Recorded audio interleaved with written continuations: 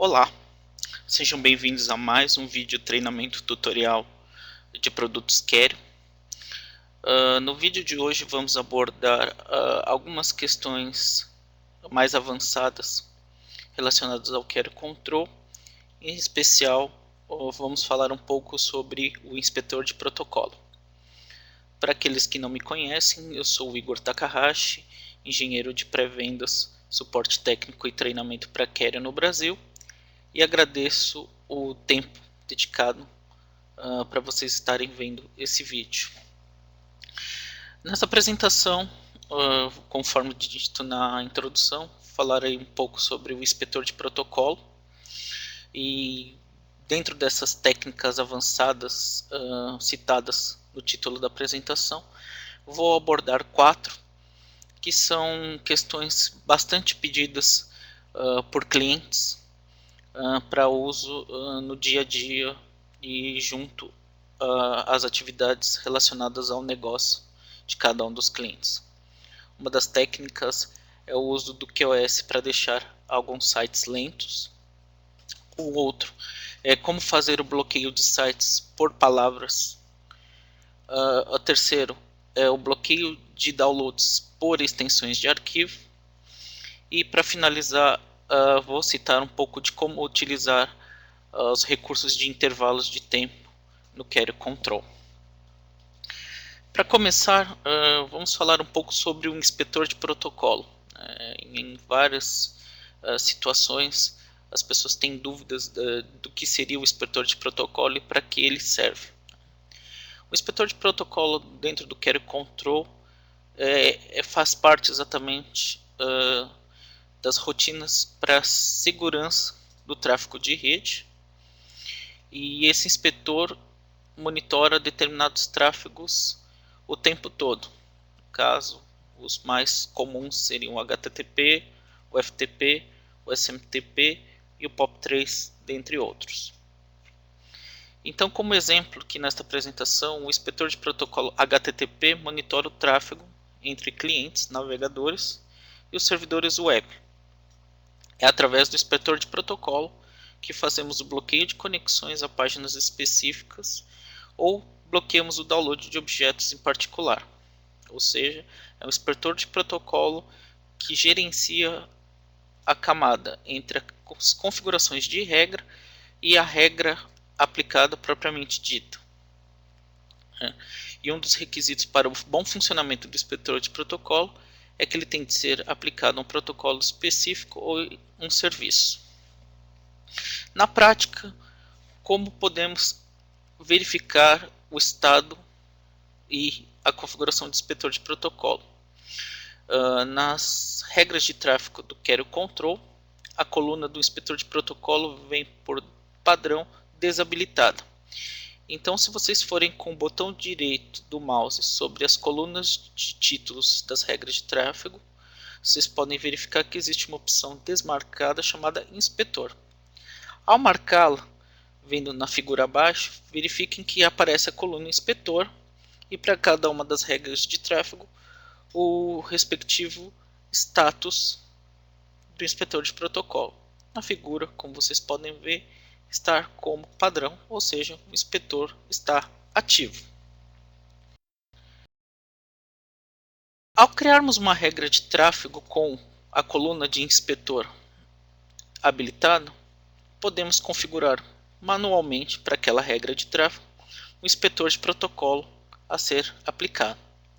Vejam que no exemplo eu criei uma regra de tráfego baseada no serviço HTTP e posso manualmente definir que para esta regra se aplicará o inspetor de protocolo para o serviço HTTP. Caso eu tenha algum outro serviço que se utilize de um protocolo comum, porém por uma porta diferente, eu posso criar um serviço e atribuir a ele o seu respectivo inspetor de protocolo para que a verificação seja feita corretamente. Então, na janela de serviços, ao clicar no botão adicionar, podemos verificar que ao selecionar o protocolo TCP, existem alguns inspetores de protocolo disponíveis e, ao selecionar o protocolo UDP, existem outros conjuntos de inspetores disponíveis. Na terceira figura, como vocês podem ver, eu criei uma regra de nome HTTP 8080, desculpem, o serviço, que é aplicado ao protocolo TCP na porta 8080. E para que esse serviço seja inspecionado corretamente, eu designei um inspetor de protocolo HTTP. Ok, uma vez criado esse serviço, como posso utilizá-lo? Voltamos então para as regras de tráfego. Vocês podem verificar na quarta linha que eu criei uma regra de tráfego baseado no serviço HTTP 8080 criado no slide anterior. E para ilustrar melhor a configuração do inspetor de protocolo através das regras de tráfego, eu destaquei outras três regras de nome HTTP, SMTP e POP3, que respectivamente utilizam os inspetores de protocolo associados a esse serviço. Ok, falamos bastante sobre o inspetor de protocolo, porém, na prática, como isso afeta os administradores e os usuários. Caso o inspetor de protocolo apresente algum problema ou ele esteja desabilitado, algumas funções deixarão de funcionar ou poderão apresentar problemas no funcionamento. Por exemplo, se o inspetor de protocolo estiver desligado ou estiver configurado como nenhum, a janela de autenticação do usuário não vai aparecer. A inspeção do antivírus para aquele tráfego não será feita. E, consequentemente, as políticas de HTTP deixarão de ter efeito. E algumas outras implicações podemos ter. Se o usuário, porventura, não estiver autenticado, ele não vai aparecer nas estatísticas de navegação na internet. Logo, se ele não aparecer nas estatísticas de navegação, eu não vou ter uma informação precisa sobre o que está sendo acessado na rede. Então, com muita cautela, recomendamos a verificação correta do inspetor de protocolo e, caso algum site ou serviço esteja apresentando algum problema no funcionamento ou na visualização, pode-se criar uma regra específica para aquele site ou para aquele serviço, sem o inspetor de protocolo, para que possa ser averiguado se o firewall está impactando na navegação ou no gerenciamento desse determinado serviço. Terminamos aqui a apresentação sobre o inspetor de protocolo. Agora vamos falar sobre algumas técnicas avançadas. A primeira técnica avançada é a utilização da ferramenta de gerenciamento de largura de banda QoS para deixar determinados sites lentos. Então fica a pergunta, ao invés de bloquear sites, que tal deixá-los lentos para os usuários? Então nessa apresentação faremos algumas regras para deixar o Facebook, o Orkut, o YouTube, sites de rádio e vídeos lentos para todos os usuários.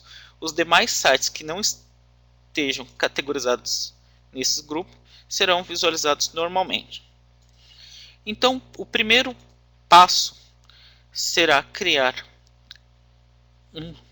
grupos de endereços de IPs para o Facebook e outro para o Google. Vocês podem copiar esses endereços e cadastrá-los no Query Control, que vamos utilizar logo em seguida. Terminado o cadastro desses dois grupos de endereços de IP, vamos criar uma regra de tráfego chamada Facebook e Google, cuja origem sejam as interfaces confiáveis locais e o destino sejam os grupos de endereço do Facebook e do Google que criamos no slide anterior. O serviço que estaremos monitorando é o HTTPS, com NAT padrão ou o de sua preferência, com inspetor de protocolo padrão, sendo que este tráfego é permitido. Logo em seguida, vamos criar uma política regra HTTP de nome redes sociais e multimídia, com ação permitir e Com o uso do Query Web Filter, vamos selecionar 3 categorias: entretenimento e vídeos, música e áudio e redes sociais. Como esta regra será aplicada a qualquer usuário, selecionamos a opção Não autenticar. Em seguida, podemos agora criar uma regra de gerenciamento de largura de banda e QoS. A primeira regra, de nome redes sociais e vídeos, se aplica ao tráfego à direita, conexões correspondendo a uma regra HTTP, selecionando a regra HTTP redes sociais e multimídia que nós criamos no slide anterior. A próxima regra de largura de banda e QoS, chamada de Facebook e Google, utiliza a opção pacotes que coincidam com uma regra de tráfego, selecionando a regra de tráfego Facebook e Google, também criada no slide anterior. Em seguida, limitamos o download e o upload de cada uma dessas regras para 1 kilobit por segundo. E, para facilitar o acompanhamento e funcionamento dessa regra, habilitamos o gráfico. Na prática, o que vai acontecer? Toda vez que um usuário acessar o YouTube, Facebook ou, por exemplo, o Orkut, o tráfego de navegação desse site vai estar limitado a 1 kilobit por segundo por usuário. Logo, a navegação vai ficar muito lenta. E o usuário corre o risco de ficar um tanto quanto desgostoso com a lentidão que esse site apresenta. Porém, outros sites, como a própria pesquisa do Google, continuarão funcionando corretamente. Vejam que, ao habilitar o gráfico de tráfego, o tráfego de internet está funcionando normalmente, porém, a utilização da banda para Facebook, Google, redes sociais e vídeos está muito baixa, uma vez que limitamos o tráfego a 1 kilobit por segundo por usuário. Então, utilizem essa regra para escolher os sites que os usuários porventura mais acessam e que podem causar prejuízo à produtividade no trabalho diário, e assim evitar mensagens de bloqueio ou usuários tentando burlar regras utilizando de outros meios. Encerrando essa técnica de uso do QoS, vamos para a próxima técnica, que é o bloqueio de sites por palavras. Um cliente há algum tempo solicitou o bloqueio de sites que continham figuras relacionadas a Disney através de sites de busca. Então, para atendermos essa finalidade, usamos o bloqueio de sites por palavras. O primeiro requisito para o bom funcionamento do bloqueio de sites por palavras é cadastrar, dentro de política HTTP guia palavras proibidas, a palavra que desejamos bloquear e o peso. Quanto maior o peso, maior a restrição que será aplicada a esse tipo de bloqueio. Percebam que à direita no rodapé, o Query vai rejeitar a abertura de páginas se o peso atingir 70. 70 é o valor padrão definido pelo Query Control. Logo, se definimos para a palavra Disney o peso 70, toda vez que uma página for identificada com muitas indicações da palavra Disney, essa página será bloqueada. Na próxima tela, vamos criar uma regra que efetiva o bloqueio dessas palavras. E aqui que é a situação em que muitas pessoas cometem um equívoco. Para que o bloqueio funcione, é necessário cadastrar a regra com o nome e definir a ação como permitir. Logo em seguida, nas propriedades, é só selecionar a opção rejeitar páginas da web contendo palavras proibidas em código HTML. É esta opção, juntamente com as palavras proibidas cadastradas no slide anterior, que vai permitir o bloqueio efetivo dos sites que contenham essas palavras proibidas.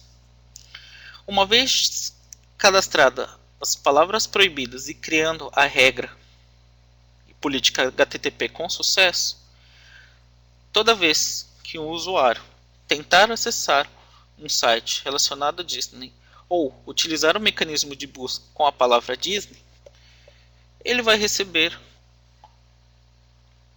uma mensagem como esta: esta página foi bloqueada pelo query control. Então isso pode se aplicar já às palavras pré-definidas para pornografia e pirataria de software, como vocês podem criar novas categorias e cadastrar novas palavras com os pesos de acordo com a sua necessidade. Aqui encerramos então a explicação do bloqueio de sites por palavras e vamos agora para a próxima técnica, que é o bloqueio de downloads por extensões de arquivos. Alguns clientes, por questões de segurança ou por uma questão de preservação da largura de banda, podem querer proibir o download de arquivos por extensão. E como fazemos isso através do query control? Podemos criar regras políticas HTTP baseadas em extensões. Então, no exemplo primeiro, ao criar uma regra bloquear downloads por extensão zip, selecionamos a ação largar, ou vocês podem também criar o rejeitar ou redirecionar, fica a critério de vocês. E o mais importante, a coluna tipo MIME, vocês podem selecionar o tipo de extensão que já vem pré-cadastrado, ou podem digitar o tipo MIME necessário para o bom funcionamento da regra. Esses tipos MIME podem ser consultados na internet e podem variar de acordo com cada tipo de extensão ou por cada tipo de programa que em determinado arquivo possa requerir para ser aberto. Vejam que na terceira figura eu já criei duas regras para bloquear o download de arquivos com extensão zip e bloquear downloads que sejam considerados executáveis. No primeiro, para bloquear a extensão zip, digitei manualmente o application /x-zip-compressed. Na segunda, selecionei o padrão já cadastrado application/octet-stream. Na prática, como essas regras funcionam? Aqui no site da Sintegra existia um arquivo zip para download. Como eu criei uma regra para rejeitar, ou melhor, para descartar esse pacote, o usuário recebe a informação de que não é possível localizar a página da web, dando a impressão de que esse arquivo está indisponível ou ele está inacessível. No próximo caso, ao fazer o download do executável do WinZip através do site do WinZip, recebemos a mesma mensagem, dando ao usuário a mesma impressão de que o arquivo está indisponível ou que esse site de download está fora do ar. Vocês podem então pesquisar os tipos MIMEs mais adequados para o bloqueio de downloads por extensões, só tomando cuidado de selecionar o tipo MIME correto para a extensão correta. Aqui então encerro a técnica de bloqueio de downloads por extensão e vamos para a última técnica, que é o uso de intervalos de tempo. Alguns negócios possuem restrições de internet por horários. Em alguns casos, horário do almoço, horário do café, horário do jantar.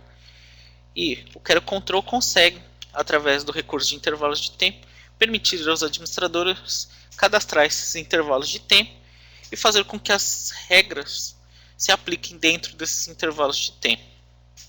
Então, no exemplo, aqui criei uma regra de nome lanche, que diariamente, de segunda a sexta-feira, o intervalo contempla as 11h30 até as 2 da tarde.